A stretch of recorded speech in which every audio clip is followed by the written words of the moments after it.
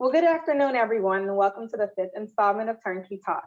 My name is Kelly Lewis, and I serve as our Director of Diversity and Inclusion at Turnkey ZRG, the premier search firm within sports and entertainment. At Turnkey, we are intentional in our dedication to the advancement of people and culture, and it is my job to assist in the identification and magnification of talent stemming from underrepresented groups. Before we jump into our program today, I want to first acknowledge our newest members and organizations who have come on board as founders. Major League Baseball, Austin FC, the Miami Dolphins, WWE, the Atlanta Hawks, the Dallas Cowboys, and Texas Rangers. Thank you. Additionally, we want to thank Ken Sharpshire and the Global Sports Institute for their taking the lead and their focus that will shape our equity research project. Please be on the lookout for that. And as always, thank you to the Dallas Mavericks for the seeding funds to get the assembly launched. And for those of you who have not joined yet, we invite you all to get involved. So what exactly is the assembly? It is the first and only member-led organization for people who work in professional sports at teams, leagues, and unions. And our purpose is simple. We exist to champion the advancement of diverse and inclusive leadership, which ties directly into our next session discussion. For decades, activism in sports have always had a reciprocal relationship. From known icons like Jackie Robinson, Muhammad Ali, and Aletha Gibson, to pioneers of today like Ariana Smith, Colin Kaepernick, and Maya Moore, athletes use their voices and actions to raise awareness about social injustices, whether it is merely to speak up on a controversial issue or because of personal experience.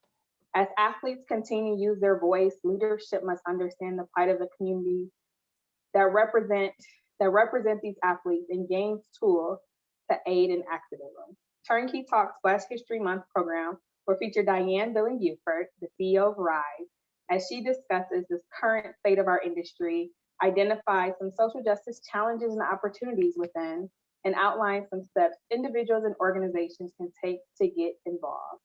Lynn, before I turn it over to you, I really want to invite all of our members who are here today to submit their questions and answers in the chat bottom feature of the screen. And before we get started, can you tell us where you're coming from? So please use the chat to let us know where you're rooting from and which organization. And with that, Lynn, it is your turn. Kelly Lewis, thank you. Great job, as always. Appreciate it. My name is Len Perna. I'm the chairman and CEO of Turnkey ZRG. We used to be called Turnkey Search, but recently merged with ZRG to become Turnkey ZRG. And really excited to be partners now with ZRG, which is a top 10 executive search firm in the world globally. Today, we are honored to have the CEO of Rise, which is the Ross Initiative in Sports for Equality. Diahann Billings-Burford, welcome. Thank you. Thank you. It's exciting to be here. You know, you can introduce me all the time, just like that, with that much enthusiasm. Well, listen, and I didn't really give you the full introduction yet. Let me just tell everybody, and I said this in my note to the industry, Diahann could be, if she wanted to be, a commissioner of a pro sports league. That's how qualified she is. Yale undergrad, Columbia Law School. She actually worked at a law firm called Simpson Thacher, which I interviewed at law school and couldn't get a job offer to, but Diahann worked there.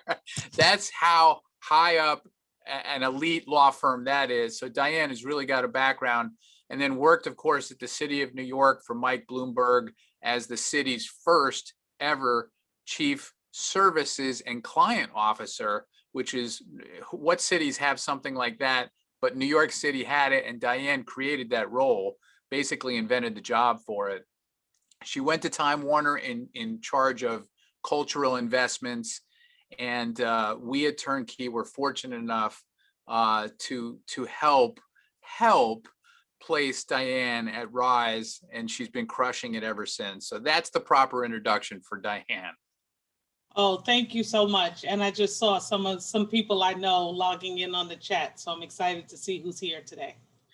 Well, so, you know, with all of that, what we're here to talk about is actually very serious stuff, because what Rise is doing and what you are dedicating your life to now is really important for not just us in sports, but for us in the entire world. Just talk in general, maybe not even about sports, but just your passion for this work, how you came to this work and how you're enjoying it.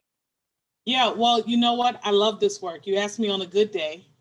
There are days when, right, any of us in any of our roles, if we're honest, we're not feeling the love. But I do love this work, and I do love that.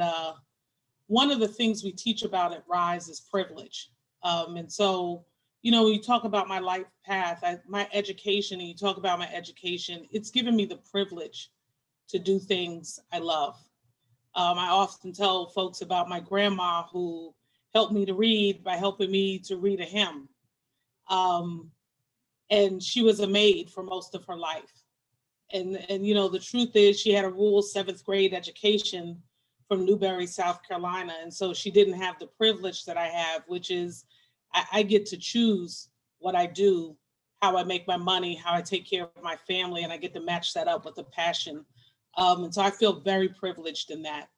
So it's a good day. It's generally a good day because I think I'm in a good situation.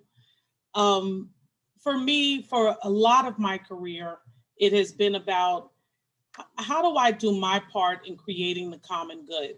One of the things that attracted me to Rise, you and I both know Steve Ross. I was having these interviews and I was still on the fence. They're checking me out and I'm checking them out. And but when Steve articulated that he had seen firsthand segregation, and he had seen as he'd come up and began to make his fortune, that the one thing that in this country we would not talk about effectively and held us back from being the country that he thought we could be was race. In that moment, I said, oh, this is my next space to work toward the common good. And that he and I define the common good similarly. And so, I think that's how I've gotten here. Again, I think I've had the privilege to be able to look for those opportunities to define and do my part for creating the common good over my last few jobs. Let's talk about Rise and just set the table a little bit because there are some maybe tuning in that don't know exactly what Rise is. And I'll also say that, when we launched Rise and even when you were hired, figuring out what Rise could be was part of the job that you've been given. So talk about what Rise has been and what it is and maybe what it even will be. Yeah, I love that. So I think Kathy Behrens from the NBA probably said it best. And I literally still remember this interview process over 2 years ago now. Kathy was like, Diane, I think we might need some help making sure there's a there. And so, that was part of this job and it excited me. Rise began as a response, I think, by some pretty passionate and powerful folks to the state of affairs in America. Rise began, it's interesting to point out, it began before Kaepernick began to take a knee. And so already, right, I think the sports industry was beginning to see, okay, now is the time for us to, again, have a more active role in social justice in this country. And so you had folks sitting down, you being one of them, and Rise began out of this just desire to address this issue through sport, to address race through sport, to promote social justice through sport. And Rise had 2 great leaders before me. And when I came on, the organization was at the point where I had the privilege of, one of my first things was sitting with my staff and saying, if we had a vision, what is our vision? What do we aspire to create? And so we did that. We tightened up our mission statement. Now we can all rattle off that we're a national not-for-profit that educates and empowers the entire sports community to eliminate racial discrimination, champion social justice, and improve race relations. And the truth is, I'm about to have a board meeting, and we're going to look at that mission again at 2.5 years in. I think that things have happened, obviously, over the course of 2020. Things have happened at the beginning of 2021. you know, and our board is going to sit down and our staff is going to sit down and make sure absolutely that our efforts are going toward the place that we are best equipped to have the most powerful impact. But it will always be in that space of how do we educate, who do we empower to address racism in this country through sport. You have a very high-powered board. In fact, many of the commissioners of the sports are on your board. The former commissioner of the NFL is the chairman of the board. And I think you probably got these questions from all the leagues because they're all have their own initiatives. Hey, what makes Rise different and why should we be on this board? And so just talk about how Rise is stitching together these different sports that even maybe compete with each other a little bit, but you've been able to pull them all together on your board. And how is your board helping you? Yeah, my board is amazing. So I tell people there are people that are impressed with my board because of the positions they hold. I am most impressed with my board because of their commitment and their passion on the whole. During one of my early meetings, you referenced Paul Tagliabue, who I will say, having him as a board co-chair and having been able to learn from him and work with him has been probably one of the best parts of this position.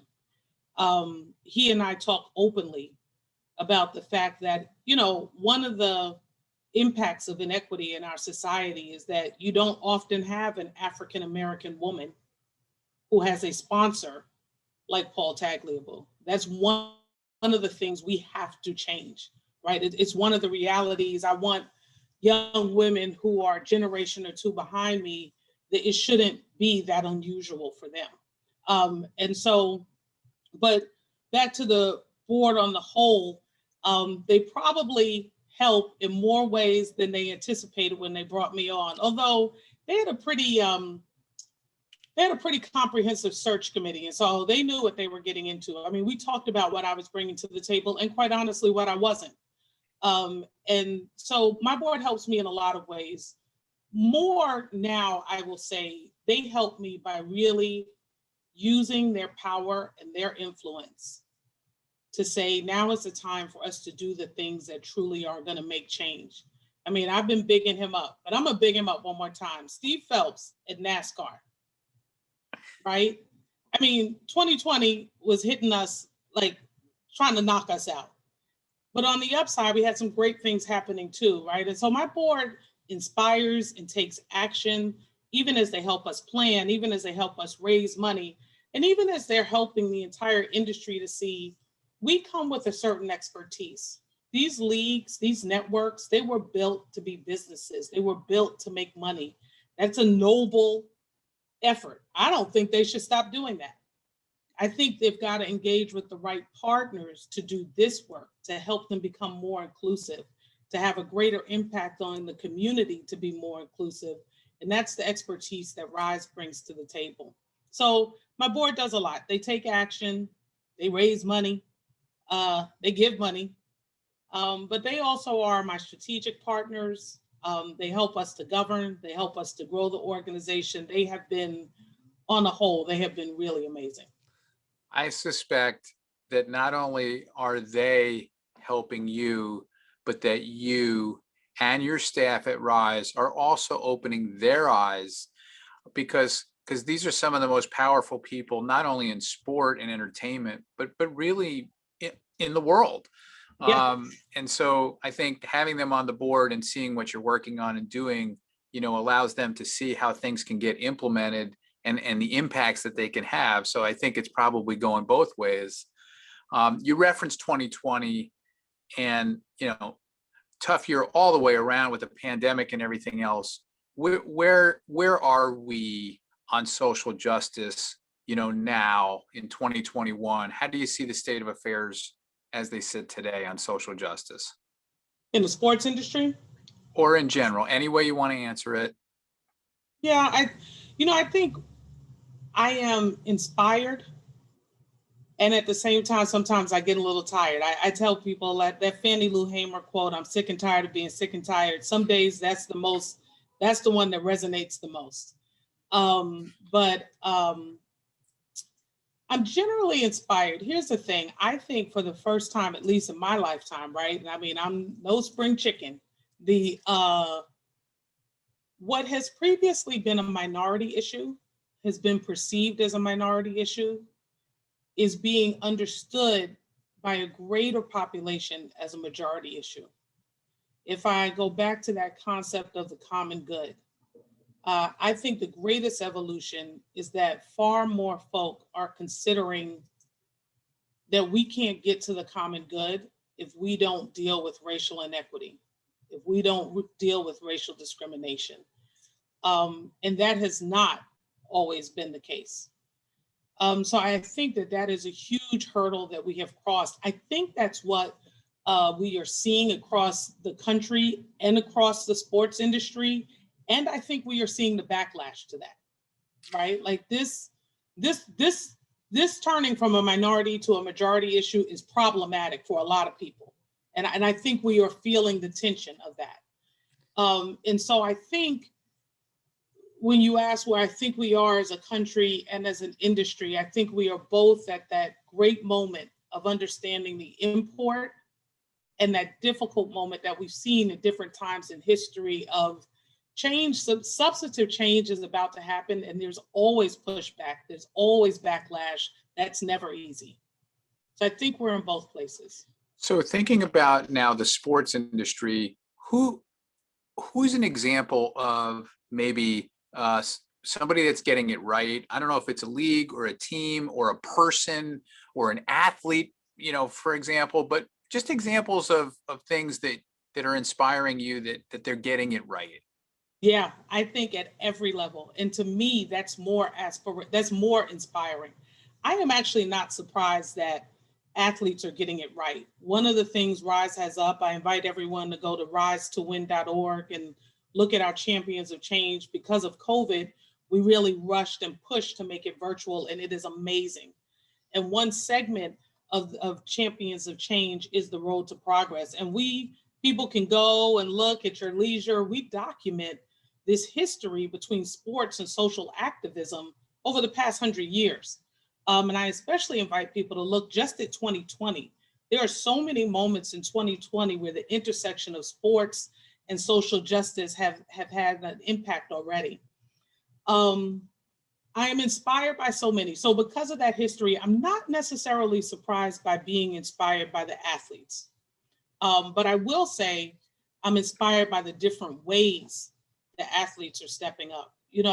I still remember Naomi Osaka at the US Open didn't say a word, but those 7 masks that she came out with said so much, right? Those are images that in the future, folks will realize we are going through a pandemic, and yet we persisted. And her focus is on injustice and getting justice for those who have been wrongly treated. So I love the different ways folks are stepping up. I will say I'm more impressed with organizations, because sometimes organizations don't move as fast as individuals. That's for sure. And especially people that are worried about their, organizations that are worried about their brand and the folks that are following them. Again, I think one of the things that makes NASCAR's move so significant is we all know that NASCAR has a following that was not going to be happy about this Confederate flag ban, right? Like, it wasn't like Steve did this and thought, oh, everybody will love this, right? He knew everybody, and especially some of his population, wasn't going to love this. So, impressed by organizations making bold moves. Listen, we sit here today. My dad's born in the DMV area. He was a Redskins fan his entire life up until this year. And that was corporate America, right? For a commercial organization to say, you need to make this change or we cannot engage with you. That was incredibly inspiring to me. And then we have people that Rise deals with every day. I think the Denver Broncos, we really have had the fortune to work with them over the past years. They do so much with youth empowerment. Their top players get involved. Charlotte Hornets, they were amazing as far as opening up. They were one of the first to open up the Spectrum Center as a voting place for early voting in North Carolina. You know, I could go on and on. I mean, the Chiefs, what they did in Missouri, making Arrowhead a voting stadium. And again, I'm impressed with Patrick Mahomes. I'm impressed with Tyrann Mathieu. I'm impressed with them. And I am also impressed that these organizations stepped up and put their money where their mouth was and really pushed towards justice. You know, one of the things we're talking about organizations now that you and I have worked on a little bit is that Rise now actually has some sponsors that have come in. Anheuser-Busch is one example. Pepsi is an example. And these were organizations that looked, I think, in the mirror and said, we need to get better as an organization. Just talk about that, because I think people don't realize that they can come in and they can be a partner with Rise in a lot of different ways. Maybe pick one of those deals and just talk about like what is involved with being a sponsor of Rise. Yeah, so I'd love to talk about both. And I also want to take this opportunity because I believe in showing gratitude. And I want to thank you, Lynn, because this work takes everyone. And you have been an amazing champion for Rise, right? I really am appreciative. I would say with both of those organizations, it's not so much what we've already done, but what we're going to do. I think everyone should buckle up. So I will say this, Pepsi, as a leader, I was faced with, what does Rise do? We have been at the past 5 Super Bowls on the ground. We have not previously had significant corporate sponsorships, and yet the NFL has found a space in the NFL experience. And as a leader of an organization, it was a bit of a challenge for me to decide we were not going to be on the ground this year at Super Bowl in Tampa. And so I give that information to provide context for just the already immediate impact of Pepsi sponsorship. When I talk about champions of change and how folks can go online and have this full virtual experience, that is possible because Pepsi stepped up, right? Before them, it was Diahann pitching a great idea. Imagine if. But when the price tag for that idea came back, right, that does not happen without folks saying, we understand our role in this, and we're going to play our role and support you in your expertise. They have been amazing partners every step of the way. I would say with them and Anheuser-Busch, with Pepsi and Anheuser-Busch, not only are they supporting our efforts to educate the masses, not only are they helping us to navigate this pandemic in a way that a lot of not-for-profits have not been able to, but they are understanding that to some degree the work begins at home. And so we're excited to partner with them and provide some of those educational opportunities because they understand that they are decision makers in this industry as well. Right? And they need to do some of that introspective work as well. They need to get it right. They understand the importance of them getting it right. So both companies have just been amazing partners and allowed us to be really mission focused, not bogged down with what they needed for their brands. It has been amazing. I mean, I think for anybody that's out there that's working at an organization like Anheuser-Busch or Pepsi, to think about a marketing partnership with Rise in a slightly different way, because, you know, it's not just writing a check, it's actually, we're trying to educate. We're trying to get in front of people from little kids, because you're doing, this isn't all just at the pro level. No. You are all the way down to the little tykes, little leagues, through the schools, through high school. And to be able to get in front of those people and educate people at all levels, we need help. We need more companies. We need more participation, I think, to allow all those programs to happen. And so we will get creative. And I will add, we need folks to leverage their spheres of influence, right? We have increased our online engagement 123%. Right? And some of that comes from who we have engaged, and who we have engaged, at least some of the athletes we have engaged have been directly connected to those companies putting what Rise is in front of folks and asking them to come on board and help us, right? And that's a form of power, right? That we may not have access to that they do, and that, you know, it's not just money, to your point, it's a full partnership. What advice can you give? We have an audience listening to us that work in sports, care deeply about sports, not only as entertainment, but as an impact tool in society. How can all of us that are working in sports, you know, kind of better equip ourselves to do better on these issues? You know, how do we all get better as individuals? Yeah, well, I wouldn't be a very good CEO if I didn't tell you to go to risetowin.org. So you're not going to have my staff fire me. So that's first step, or my board. Second thing I would say, we actually have been building out, super proud of my staff. We go through strategic planning at the end of every year. And at the end of 2019, at the end of 2018, we said we were going to focus more on executives and the business industry around the sports that we already engaged.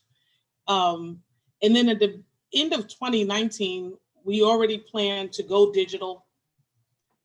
We had already planned to further engage those adults. And so one of the quotes I use with my team is a Abraham Lincoln quote: "The best way to predict the future is to create it." And I think in many ways we have created where we are at this moment because we were ready for the things that we didn't know were coming. And so I say that to say to folks at these companies, we are ready. One way to really get educated is to simply go to our website. In response to COVID, we launched the Rise Digital Learning Series. I encourage you, we've been getting a lot of feedback from companies, psychologists, to schools, folks that are really using those lessons and the pieces we put up. But I also say, please reach out to us. We are ready to come in and provide training and provide services. And it's interactive and it is great. I'm gonna say it, I'm gonna toot our own horn. My team is second to none. And so we would love those types of partnerships. There's a wonderful company, Group 1001, based in Indiana. The CEO is on our board, Dan Towers. They also are presenting sponsor of the Indy 500 and the LGPA Tour, and have an event coming up in Florida at the end of the month.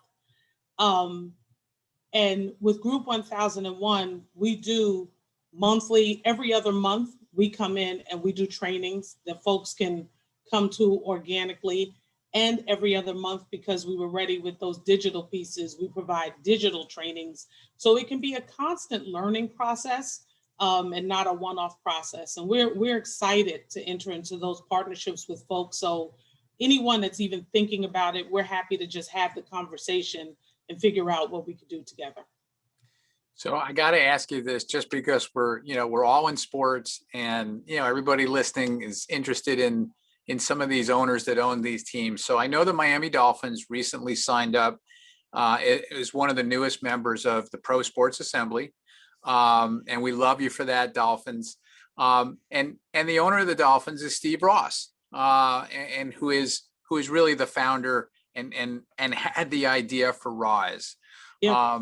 And Steve and I go way back. He went to Michigan, I went to Michigan. He's been a great, just friend of mine and of our company here. So we love Steve.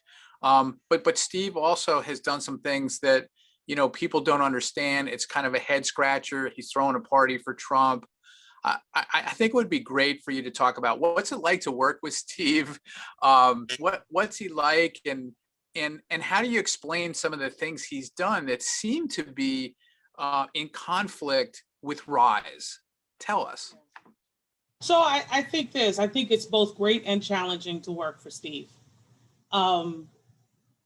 Again, I was moved before I got to really work with him by how forthright he was on this issue. I was moved, and I generally am moved by folks' actions. So someone who has an idea is great, but let's be clear, before literally my first year at Rise, we instituted board giving. We raised, I'm proud to say we raised enough money that Steve accounts for maybe 60% of our contributions. But prior to that, right, and that's year 4. Prior to that, Steve was footing the whole bill, right? So I don't say that. And he doesn't tell people that, Steve's not out there promoting that because he's not doing it for that reason. Right. Right. So, wasn't nobody worried about getting paid. Wasn't nobody worried about where they were going to sit, whether they were going to have an office. Can you get on the flight? Everybody's doing all this stuff and Steve's footing the bill. And so I don't think, I don't say that to say that I don't think that there are decisions that he makes that I struggle with, but I do say it to say, if you look at someone holistically, you got to look at the whole picture. At least I do. No one else has to do anything. That's what I do. Then and as you can imagine, Steve and I had a number of discussions at the time of the fundraiser. And one of the things that became clear to me at that time was Steve is almost representative of this national conversation that we must continue to have. Going back to this concept that we have reached a point where how we define the common good has fundamentally changed across this country. And so you have a person like Steve who is engaged in common business practices, and the world is literally changing. Right? There are things that were acceptable before, and because they were acceptable before doesn't mean they were right, and it doesn't mean it's acceptable now. But I think if we're honest, given what we understand about inequities, we have a lot of those issues, right? That is part of the national conversation. What are the things that perhaps in the past we deemed acceptable and they weren't acceptable then, and now we're not even calling them that, right? And I would also say another part of the national conversation is every individual's got to figure out where their line is. Where's that line for you as an individual for what's acceptable and what's not? And then the last thing I would say, I just got off a great session with the Northern California PGA group that's working on diversity and inclusion. And, we spend a lot of time at RISE helping folks to understand the definition of racism, individual racism, systemic racism, and anti-racist. And one of the things that I know across this country we are grappling with is some folks don't believe that their acts are racist. And I think our society is now requiring you to be anti-racist. And those two things are not the same. They're not the same thing. They're not the same. So, but hey, Steve is great. He's a lot. Sometimes he would say I'm great. Sometimes he wouldn't. We'll see. Well, in a way, Steve and the people that Steve knows are a big target audience for these messages because, yes, we want to educate kids in grade school and high school and college and all the way through, but we also need to educate the people that are in power. And it's people like Steve that have been successful, they have money, and they wield a lot of power. And so the fact that he's launched RISE and made the investment in it means that he understands that it's people like him we also have to get to. Yeah, and he's doubled down. So the other thing is I think it's important to say that Steve is now 60% of the contributions because we have raised so much more money, not because he has backed away one iota. Exactly. Right. So not only is his contribution still the same, but he's ensured, right, from a sustainability standpoint, that RISE doesn't have some concerns. He's made a 3-year commitment, $3 million every year for the next 3 years, right? So his percentage hasn't gone down because his investment has gone down. We've just grown and raised more. How can we be anti-racist? How? And I know that's a very tough question to throw at you in a forum like this, but whatever tips, because there's so many people listening in today that hear that word, and I think they would love a little bit of a playbook on how they can be an anti-racist. Yeah. So I'm going to give a complex answer. I'm going to give a real simple answer, and then I am going to acknowledge that it's really complex. So anti-racism requires action. And one of the things, right, that this system of oppression has done is historically, folks have been allowed to not act in the face of racism, right? You cannot be anti-racist and not act. So whenever you're really asking yourself, gosh, like, how can I be anti-racist? Am I being anti-racist right now? Are you acting, right? And if you're not acting, if you're not actively addressing it, then you probably are not being anti-racist. Now, And so then you're complicit. Then you're sort of complicit in it if you allow it to occur. right. And I think that's where that line comes, right? Like, I'm not racist. Maybe you're not racist, but you're not anti-racist. And so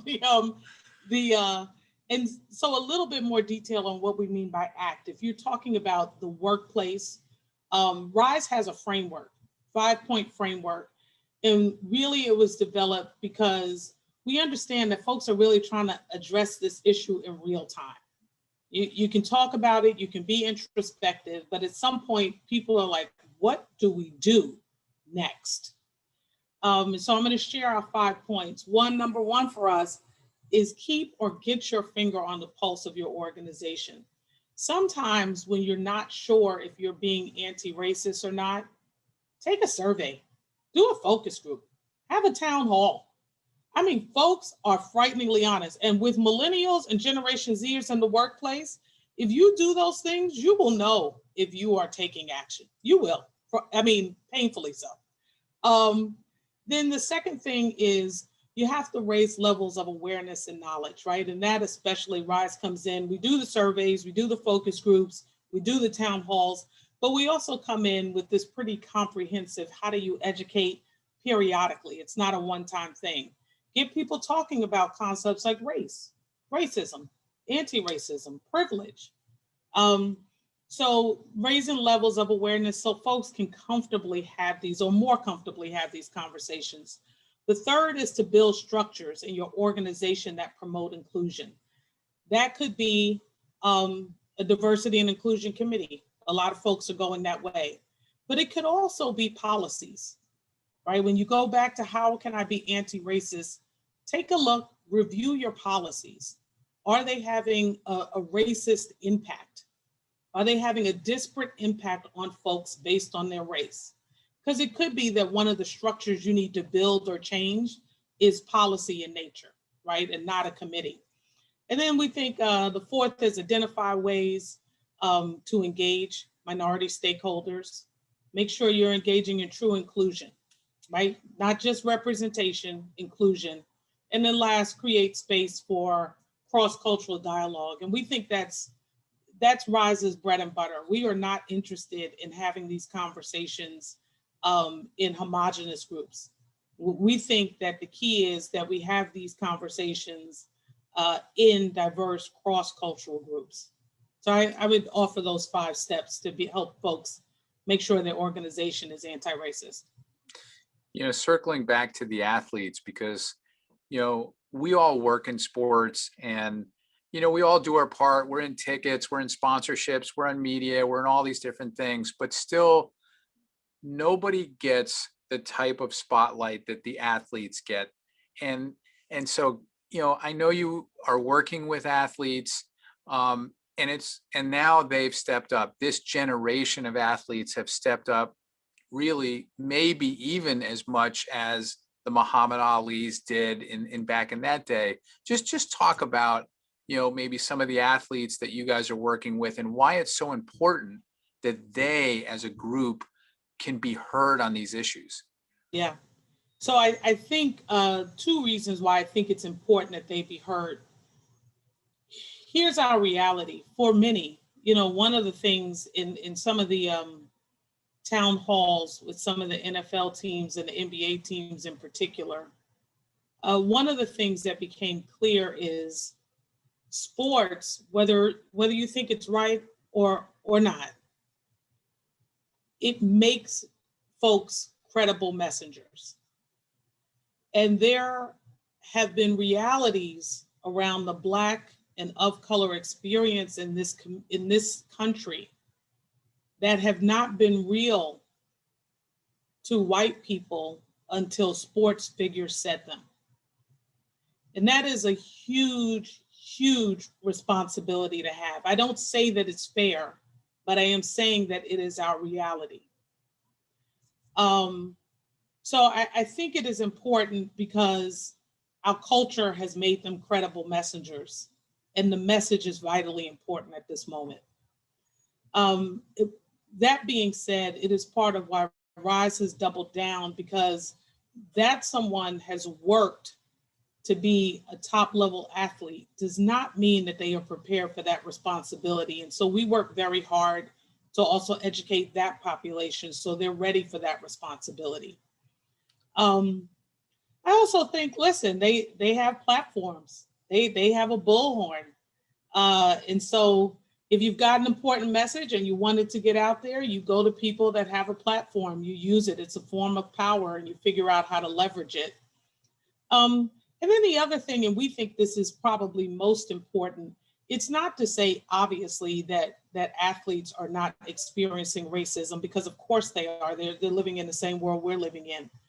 But most of them do have an experience that even with racial differences, they have managed to take this concept of unify and make it real, right? So they have this real life experience that the rest of our country can learn from.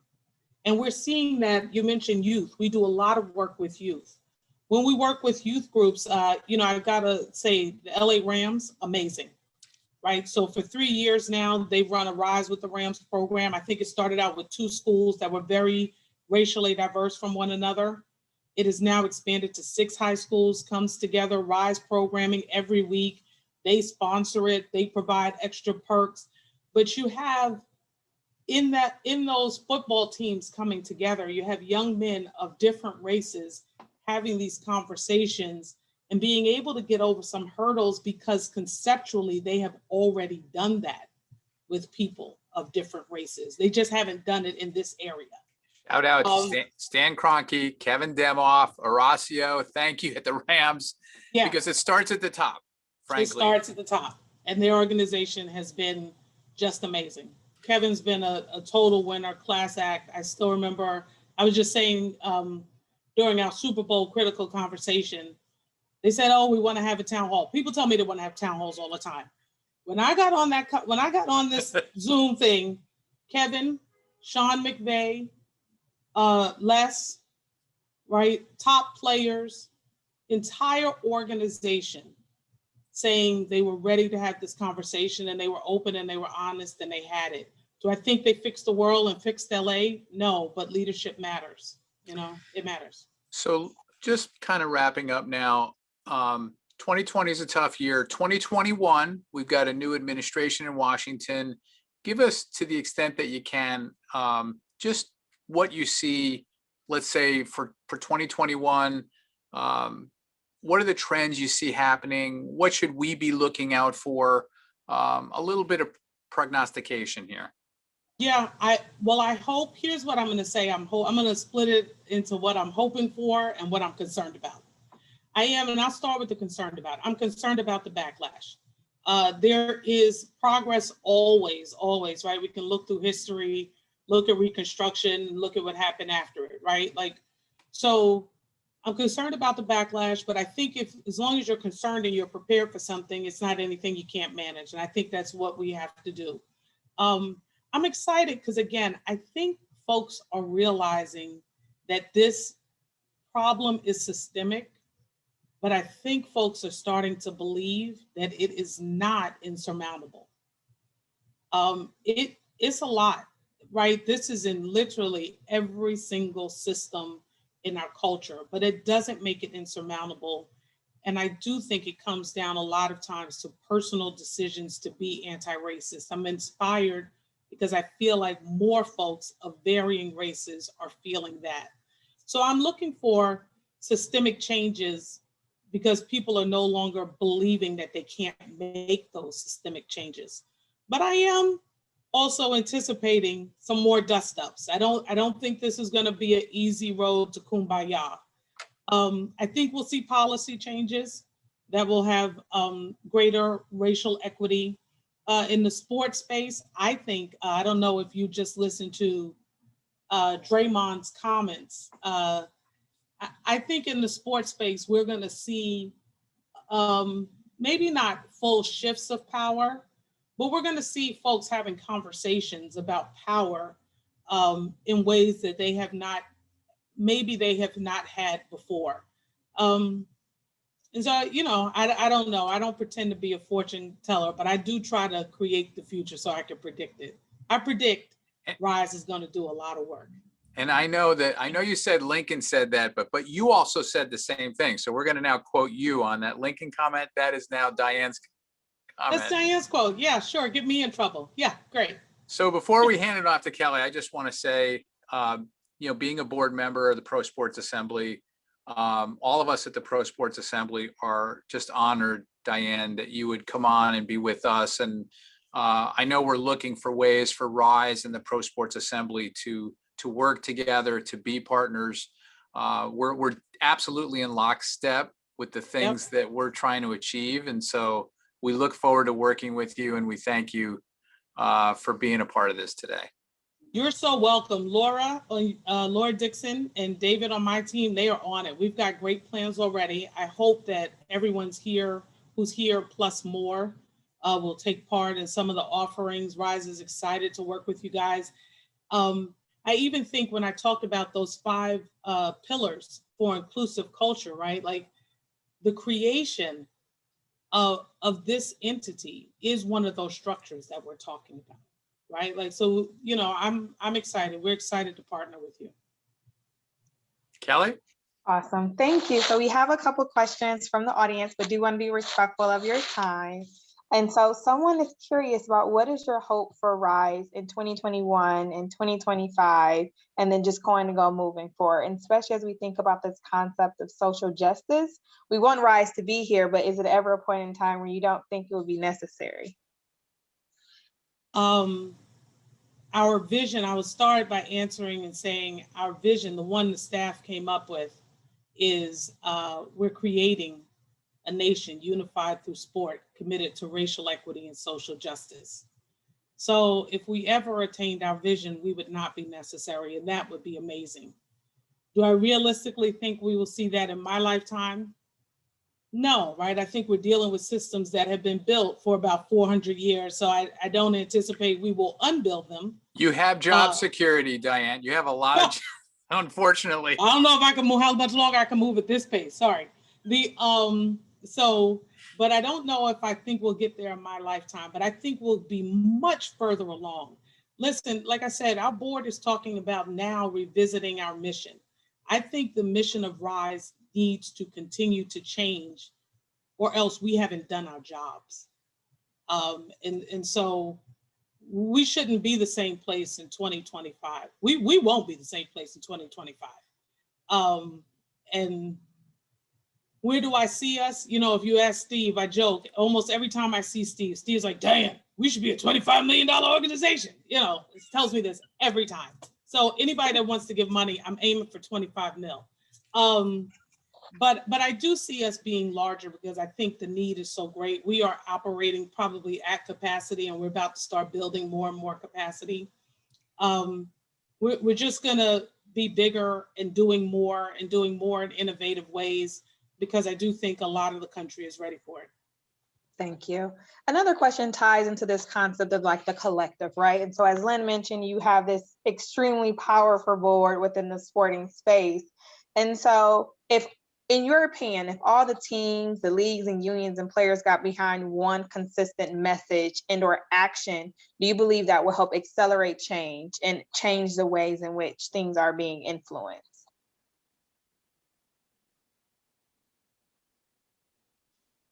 You know, maybe, but here's my fear with that. I think it is the human inclination to simplify things. It makes us feel better. I don't think there is a single message. Again, our issue is systemic. Our issue is Racism appears both on the individual level and on a systemic level. I think the challenge of that approach is that we are actually there. If you asked every single league, every single network, every single company right now, they could give you the same message. Racism is bad. And people shouldn't do it. And racist people are bad. I mean, they can rattle off like statements that they all agree with. And I actually also think many of them, and especially I think everybody on this call could agree to this because we work in this space, they could rattle off actions they are taking that align with those statements. So I do think there is, obviously, I think there's a value in unity. I'm pulling the coalition together all the time. I'm moving us in the same direction. That's part of my job responsibility. But I would never seek to oversimplify it because this is a complex challenge in front of us. And we've got to be open to that complexity or else we will feel defeated. Thank you. And then the final question is about influence, right? And then connections to ownership and senior execs. And so for those who have the ability to be close to team owners and senior execs, what advice and encouragement would you share with them to move forward with RISE, to help them move forward with RISE's vision, as well as the vision of the assembly as a whole? One of the first things I say to people, and it has been effective, is I don't seek to compare us to other partners often, but I will say in this, I think we understand the challenge more than most because of my board. So I think that when folks are talking to senior leaders, with RISE, you have the ability to say, here's an organization that is led by senior leaders on the board level. And whereas we're not backing down and we're not backing away and we are going directly at this issue, we also understand the challenges of doing that in this space at this time. We just don't let those challenges stop us. And so I think it makes us great partners because of that.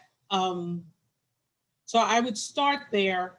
And then the other thing I would say is, listen, the truth is sometimes our harder participant is the more senior participant, right? Because you've got that person that they generally are good people. They generally have been talking about diversity and inclusion for decades of their lives. And that is probably one of the harder audiences to engage, but we do that incredibly well. Thank you. Well, thank you so much for your time and engagement right now. And this is for the audience. While our content and classes are open access for a while, we will be transitioning much into a membership only type of program. And so, Diahann, it's my understanding that I'm hearing from the grapevines that you have some collaboration with the RISE and the Pro Sports Assembly. You want to share a little bit about that member only exclusiveness? Oh, I didn't know if it was, sealed.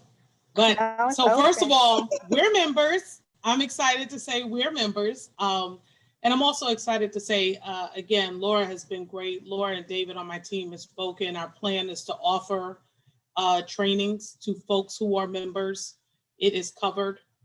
And we're going to figure out how to maybe share some more digital assets to stretch out the amount of those offerings that we're able to give. As you could imagine, like I said, I've got some capacity issues that we've got to seek to build, but special thanks to folks like Pepsi and Anheuser-Busch. I see a way out of that. I can build capacity within the near future. I'm just trying to make sure we do it responsibly. Well, thank you so much. And so as you all who are hearing in the audience who are not yet a member, we encourage you all to get involved.